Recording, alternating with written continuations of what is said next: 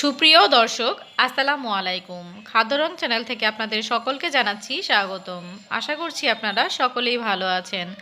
আজ আমি তৈরি করে দেখাবো রেস্টুরেন্ট স্টাইলে খুবই মজাদার চিকেন থাই স্যুপ। এটি দেখতেই পারছেন কতটা সুন্দর পারফেক্ট হয়েছে এবং লোভনীয় হয়েছে। এটি খেতেও কিন্তু অনেক বেশি মজাদার হয়েছে। তো চলুন তাহলে দেখে নিই আমি কিভাবে থাই স্যুপটি রান্না করে নিয়েছি। থাই স্যুপ রান্না করার জন্য প্রথমে আমি এখানে 2টা ডিমের কুসুম নিয়ে নিয়েছি। এখানে কিন্তু ডিমের সাদা অংশটা নেওয়া যাবে না, তাহলে কিন্তু স্যুপটা ফেটে যাবে। তো শুধু ডিমের কুসুম দিয়ে তৈরি করে নিচ্ছি আমি। এখন এর মধ্যে আমি দিয়ে দিব 1/3 কাপ টমেটো সস। আপনারা টমেটো কেচাপও দিতে পারেন। এবার টমেটো সস আর ডিমের কুসুমটাকে খুব ভালো করে একসাথে মিক্স করে নিচ্ছি। খুব ভালো করে মিক্স করা হয়ে গেলে এখন এর মধ্যে দিয়ে দিচ্ছি 2 টেবিল চামচ চিনি। চিনিটা দেওয়ার অবশ্যই চেষ্টা করবেন, তাহলে টেস্টটা খুব ভালো আসে। দিয়ে দিলাম সামান্য পরিমাণে লবণ, 1/2 চা চামচের মতো কালো গোলমরিচের গুঁড়ো। দিয়ে দিচ্ছি 1 চা চামচ লাল মরিচের গুঁড়ো। এবার দিয়ে দিব 2 টেবিল চামচের মতো সয়া সস। এখন এর মধ্যে আমি দিয়ে দিব আদা। আমি এখানে দেশি আদাটাকে কেটে পাতলা পাতলা করে কেটে নিয়েছি। আমি 4 থেকে 5 পিসের মতো দিয়েছি। এখানে কিন্তু থাই জিঞ্জারটা ব্যবহার করা হয়, তবে আমার হাতের কাছে যেটা ছিল আমি সেটাই দিয়েছি।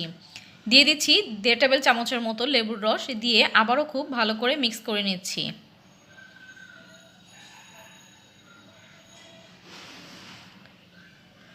খুব ভালো করে মিক্স করা হয়ে গেলে এখন এর মধ্যে আমি দিয়ে দিব 4 টেবিল চামচ কর্নফ্লাওয়ার।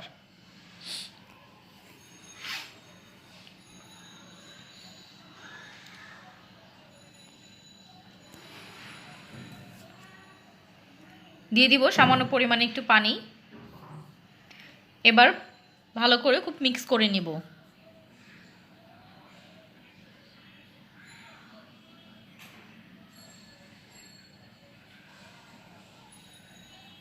কোনো লাম্পস যেন না থাকে, খুব ভালো করে মিক্স করে নিতে হবে।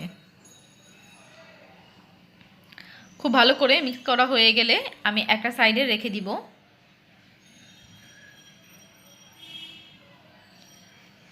এখানে আমি আধা কাপ মুরগির মাংস নিয়ে নিয়েছি, দেখতে পাচ্ছেন হাড় ছাড়া মুরগির মাংস নিয়ে নিয়েছি এবং খুব ভালো করে ধুয়ে পরিষ্কার করে নিয়েছি ছোট ছোট করে কেটে। এখন এর মধ্যে দিয়ে দিচ্ছি 1/2 চা চামচ লাল মরিচের গুঁড়ো, 1/2 চা চামচ কালো গোলমরিচের গুঁড়ো, দিয়ে দিচ্ছি সামান্য পরিমাণে লবণ, আর দিয়ে দিচ্ছি 1/2 টেবিল চামচ আদা রসুন বাটা। দিয়ে এবার খুব ভালো করে মিক্স করে নিচ্ছি। এটা চাইলে আপনারা আধা ঘন্টার জন্য রেস্টে রাখতে পারেন, তবে আমি সাথে সাথেই করে নেব। ফ্রাই প্যানের মধ্যে সামান্য পরিমাণে কিছুটা তেল দিয়ে দিচ্ছি। তেলটা যখন হালকা গরম হয়ে আসবে তখন আমি চিকেনটাকে দিয়ে দিব।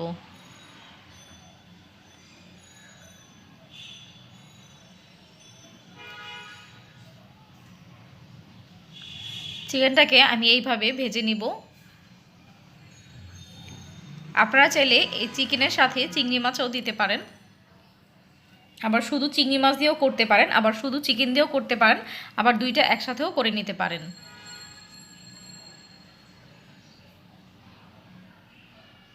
দেখতে পাচ্ছেন চিকেনটা কিন্তু ভাজা হয়ে গিয়েছে। তো একটু তেল বেশি হয়েছে, আমি তেলটা উঠিয়ে রেখেছি।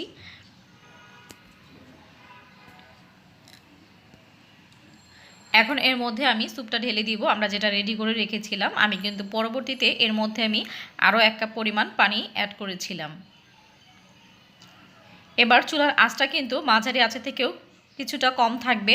আমি 10 মিনিটের জন্য এভাবে নাড়াচাড়া করে রান্না করে নেব। এটা অনবরত কিন্তু নাড়তে থাকতে হবে, তা না হলে কিন্তু কর্নফ্লাওয়ারটা নিচে জমে যাবে। তো এখন এর মধ্যে আমি দিয়ে দিচ্ছি আস্ত কাঁচামরিচ। এটার কিন্তু ঝাল হবে না, শুধু ফ্লেভারের জন্য একটু মাথাটা ভেঙে দিচ্ছি। এখন আমি দিয়ে দিচ্ছি লেবু পাতা। আপনাদের হাতের কাছে যদি লেমন গ্রাস থাকে তাহলে লেমন গ্রাসটা দিয়ে দিতে পারেন, আর না চাইলে এরকম লেবু পাতা দিতে পারেন, তবে লেবু পাতাটা কিন্তু ছিঁড়ে দেওয়া যাবে না, তাহলে কিন্তু স্যুপটা খেতে তিতা লাগবে। এভাবে আস্তই দিতে হবে এবং রান্না শেষ করে কিন্তু পাতাটা উঠিয়ে ফেলতে হবে। তো আমি এভাবে 10 মিনিটের মতো নাড়তে থাকবো। 10 মিনিট পর স্যুপটা কিন্তু ঘন হয়ে আসবে। দেখতে পাচ্ছেন স্যুপটা কিন্তু অনেকটা ঘন হয়েছে। একদম পারফেক্ট একটা স্যুপ তৈরি হয়েছে। তো এখন এর মধ্যে আমি দিয়ে দিচ্ছি লেবুর রস, 2 টেবিল চামচের মতো লেবুর রস দিয়ে দিচ্ছি। এটা আপনাদের খুশি, আপনারা যদি টক খেতে পছন্দ করেন তাহলে দিতে পারেন, আর যদি দিতে না চান তাহলে স্কিপ করে যেতে পারেন। তো আমি এখন স্যুপটা নামিয়ে নেব। দেখতে পাচ্ছেন স্যুপটা কিন্তু বেশ ঘন হয়েছে। আমি আপনাদেরকে একটু চামচের সাহায্যে তুলে দেখিয়ে দিচ্ছি এটা কতটা পারফেক্ট হয়েছে। এটি দেখতে যেমন সুন্দর হয়েছে, খেতেও কিন্তু অনেক বেশি মজার হয়েছে।